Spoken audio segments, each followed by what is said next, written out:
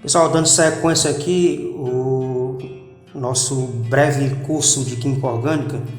Na aula anterior, você que está acompanhando aí no canal, na nossa aula 1, nós falamos sobre o breve histórico da Química Orgânica e desta feita vamos falar agora das principais características dos compostos orgânicos.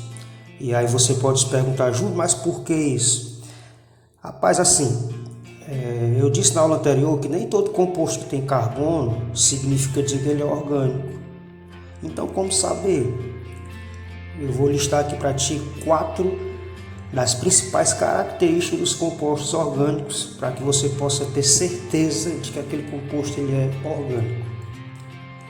A primeira delas é que os compostos orgânicos, eles em geral não resistem a altas temperaturas sem que se altere suas propriedades. Por exemplo, você pode perceber como é que ficaria a situação do açúcar, que é um composto orgânico. Se você fosse aquecê-lo em baixíssimas temperaturas, ele iria caramelizar e perderia suas propriedades e nunca mais voltaria a ser o açúcar de antes. O que já não acontece com os compostos inorgânicos, pois eles resistem a altas temperaturas sem que se altere suas propriedades. E aqui, se eu fosse citar exemplos, tem inúmeros, né? Os organismos vivos, em geral, eles carbonizam quando sujeitos a altas temperaturas, etc. Uma outra característica dos compostos orgânicos é que, em geral, eles são pouco solúveis em água ou até insolúveis. Por exemplo, você pega a gordura, ela é insolúvel em água.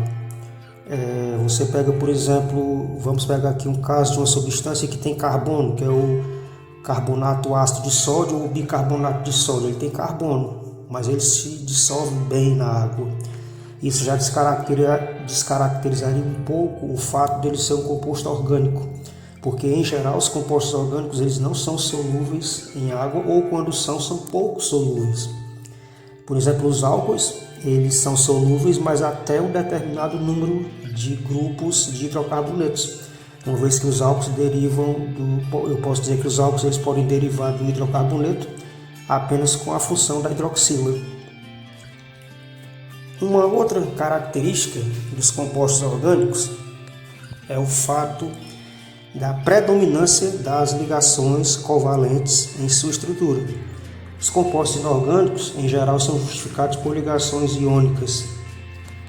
Já os compostos orgânicos, há uma prevalência das ligações covalentes em sua estrutura. Isso também é uma característica dos compostos orgânicos. E para finalizar, já que dissemos que iríamos citar aqui para ti 4 dessas características, uma última é o tal do fenômeno da isomeria. O que é isomeria? Isomeria é a parte da química que estuda os compostos constituídos por partes iguais. Iso igual, meria partes. Apenas em compostos orgânicos eu posso ter esse fenômeno.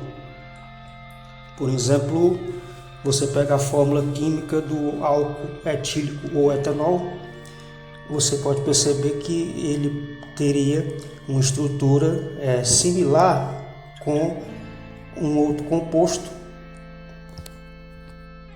que seria o éter, não é isso? Então, 2 substâncias com a mesma fórmula, mas sendo substâncias diferentes.